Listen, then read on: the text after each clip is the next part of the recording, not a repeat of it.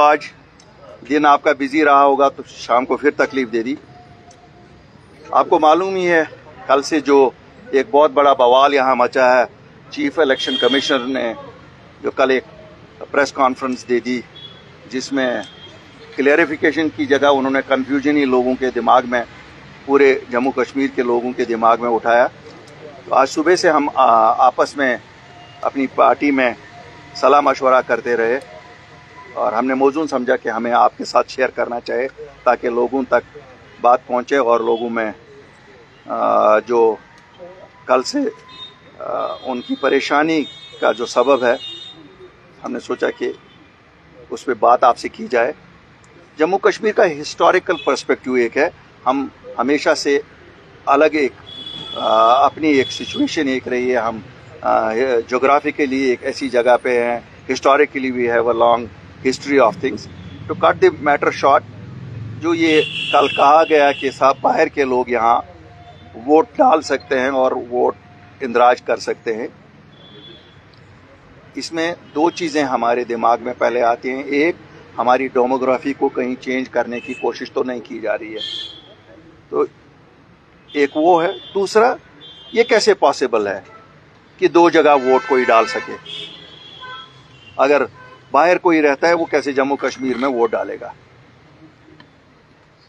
मैं आपकी वसातत से वज़ीर-ए-आज़म Hind, home minister of India से अपील करना चाहता हूं, ये जो कल से कन्फ्यूजन हुआ है, ये ऐसा कन्फ्यूजन है जो मुझे लगता है 5 अगस्त 2019 के बाद पहली बार आज फिर जम्मू कश्मीर के लोगों के दिलों में एक खदशा जाहिर है, उठ रहा है कि साहब शायद हमारी डेमोग्राफी को चेंज करने की कोशिश की जा रही है। तो मैं वज़ीर-ए-आज़म से अपील करता हूं, होम मिनिस्टर से अपील करता हूं कि इसे क्लैरिफाई करिए, नंबर 1। नंबर 2, जब कानूनी तौर हमारा बच्चा जो बाहर महाराष्ट्र में पढ़ता है, पंजाब में पढ़ता है या बेंगलोर में पढ़ता है, मुझे नहीं लगता है उसको कहीं वोट का हक दिया जाता। तो ये कैसे कहा गया? तो हम चाहते हैं कि government of India should come clean on this, ताकि लोगों में जो बेचैनी कल से हुई है, ये बेचैनी का अमल दूर हो जाए। और जो सियासी जमातों में भी मुख्तलिफ सियासी जमातों की तरफ से इसमें मुख्तलिफ अपनी अपनी तरीके से सब लोगों ने इसको उठाया है। मुझे लगा चूँकि हम वो जमात हैं जो 5 अगस्त के उस दिन के बाद पहली लोग हैं जो सामने आए लोगों के मसले मसाइल को उबारने के लिए, जो खदशात लोगों के दिलों में थे, जो हमें 14 मार्च को प्राइम मिनिस्टर ने एश्योरेंस दी कि हम कभी भी डेमोग्राफी चेंज नहीं करेंगे। तो मैं वज़ीर-ए-आज़म को याद दिलाना चाहता हूँ, साहब एक क्लैरिफिकेशन आपकी आई है, क्या ये उसके कंट्री तो नहीं जा रही है? और मुझे पुख्ता यकीन है कि शायद कानूनी तौर पे भी the chief election commissioner was not correct, chief electoral officer was not correct. तो हमें उम्मीद है कि इसकी क्लैरिफिकेशन आएगी before it is too late. शायद फिर लोगों को इस परेशानी में निकालने के लिए एक बार फिर हमें मिलना पड़ेगा। हम इंतज़ार करेंगे संडे तक का, और संडे को हम फिर साथी यहाँ मिल रहे हैं और ये expect government of India to clarify as soon as possible, ताकि ये बेचैनी का अमल रुक जाए, थम जाए और रोज़मर्रा की तरह जिस तरह लोग कल से पहले बिल्कुल अपनी एक नॉर्मल ज़िंदगी बसर करने की कोशिश कर रहे थे, अभी एक सक्सेसफुल यात्रा हुई थी, हम लोगों ने चैन का सांस लिया था सब लोगों ने, बिकॉज फिंगर्स वर क्रॉस, हर एक डर रहा था कुछ ना हो जाए, यात्री हमारे मेहमान हैं। इतनी अच्छी यात्रा हुई और उसके बाद लोगों को परेशान करने के लिए ये जो कल चीफ इलेक्टोरल ऑफिसर ने कहा, हम चाहते हैं कि government of India should come clean on this. देखिए, हम संडे को मिल रहे हैं, हमारी उम्मीद है, हमारी कोशिश है, हमारी उम्मीद भी यही होगी कि government of India should come clean on this.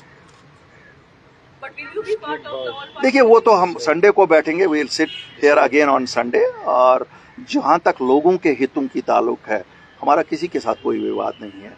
अगर हम पीएचडी से लड़ते हैं, ज़ाती मफाद में नहीं लड़ते हैं, हमें कोई डिफरेंसेस नहीं है उनके साथ हमें डिफरेंसेस है कि वो सच नहीं बोलते हैं। अगर वो लोगों को सच बोलेंगे, जैसे हम कहते हैं प्राइम मिनिस्टर को लोगों को सच बोलिए, ये उनको ना परेशान करिए, तो हम क्यों कहते हैं क्लैरिफिकेशन करिए?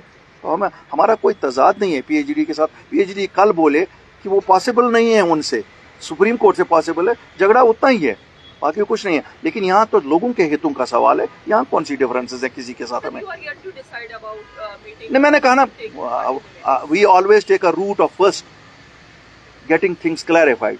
हम हवा में ही नहीं बात करते, हमारी कोशिश है कि अगर क्लैरिफिकेशन से क्लियर हो जाता है, देखिए आम खाने से गरज है ना, पेट गिनने से नहीं। इट इज इसमें कल जो चीफ इलेक्शन ऑफिसर ने क्लियरली कहा है कि इसमें नॉन लोकल एलिजिबल है, तो आप क्या क्लियरिफिकेशन चाहते हैं? साहब हम तो सीधा चाहते हैं कि हाउ इज इट पॉसिबल, क्या यहाँ का बच्चा बेंगलोर में कर सकता है? आप मुझे बताएं, उसने यही कहा ना, बच्चे जो यहाँ बच्चे पढ़ते हैं वो भी एलिजिबल हैं। क्या हमारे बच्चे बेंगलोर में एलिजिबल हैं? क्या हमारे बच्चे महाराष्ट्र में एलिजिबल है? क्या हमारे बच्चे चंडीगढ़ में एलिजिबल है? हरफे आखिर तो नहीं ना चीफ इलेक्टोरल ऑफिसर।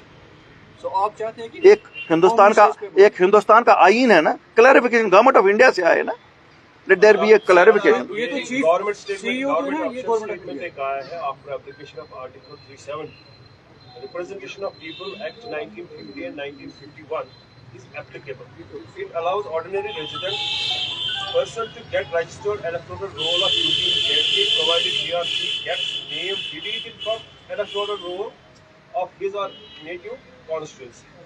यानी कि अगर आपका आधार कार्ड है, आप जम्मू कश्मीर से अपना नाम डिलीट करके आप बॉम्बे में वोट डाल सकते हैं।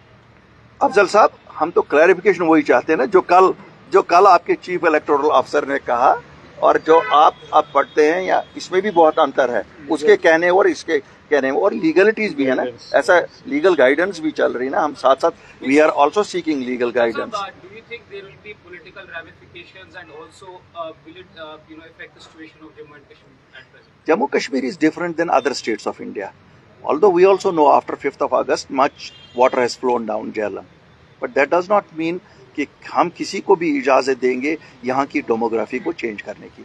Let me assure you all, अपनी party will fight with all its might to see that demography of Jammu and Kashmir is not changed. तो सब दो कंसर्न इसको मेन स्ट्रीम पार्टी के लिए नहीं है, क्योंकि आपको पता है और कश्मीर की जो यहाँ किलिंग्स हुई है आउटसाइडर्स, अब यहाँ 25 लाख लोगों का मसला है और एक इशू बन गया है, क्योंकि को भी कहा गया हर कोई इसमें इन्वॉल्व हो सकता है, वोट डाल सकता है, टारगेट कोई है। दूसरा, यहाँ जब भी बरसर इक़्तिदार यहाँ पर जितने भी मेन स्ट्रीम पार्टियाँ थी, इलेक्शन होते ही बाइकआउट होता था, बाई चॉइस और बाई कॉल होता था, लेकिन अब तो इसमें शायद बाइकआउट में मजीद इजाफा होकर 25 लाख तो वन साइडेड हो। अफजल साहब, मैं 25 लाख समझा नहीं, ये 25 लाख कौन सा है? मैंने तो यही कहा आपको, कंफ्यूजन कल चीफ इलेक्टोरल ऑफिसर साहब ने यही तो किया।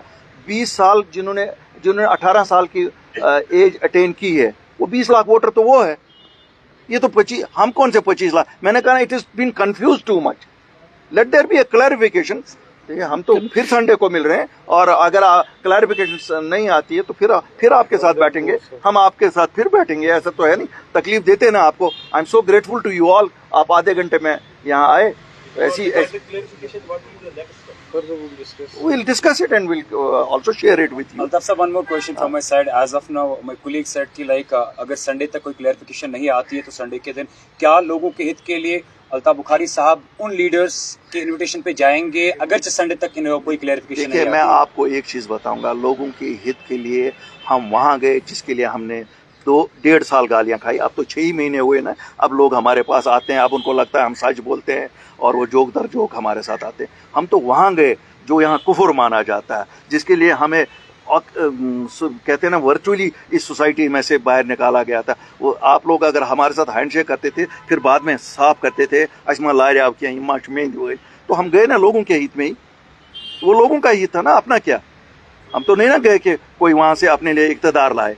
तो इंशाल्लाह अल्लाह के फजल से हम किसी ईगो पे नहीं बैठते हैं, लोगों के मसले में हम किसी भी ईगो पे नहीं बैठते हैं। मैं वो हूँ, मैं पाऊँ भी पकड़ूंगा।